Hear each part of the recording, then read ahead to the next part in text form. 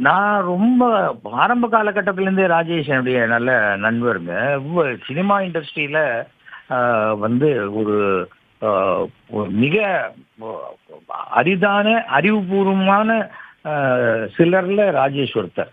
தெரியாத டாபிக்கே கிடையாது. எதுவாக இருந்தாலும் நெறைய புக்ஸ் எழுதியிருக்காரு.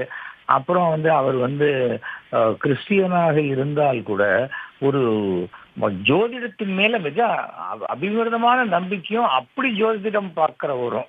நான் சொல்லுவேன், உங்கள மாரியே 2, 3 பேர் எனக்கு கிறிஸ்டியன்ஸ் பிரமாதமா ஜோசியம் பார்க்குறவங்க தெரியும் ராஜேஷ் அப்படிம்பேன். அதே போல ரொம்ப பாசிட்டிவ் எனர்ஜி உள்ள ஒரு பர்சன் ராஜேஷ். ராஜேஷுடைய நிறைவேறாத ஆசை அப்படின்னா, கமலை வச்சு ஒரு படம் டைரக்ட் பண்ணணும்னு அவரு நினைச்சிட்டு இருந்தார். அதுக்குண்டான முயற்சிகள்லாம் செய்தார். ஆனா அதை தாண்டி சமீப காலமாக ஆன்மீகத்திலையும், அஸ்ட்ராலஜிலையும்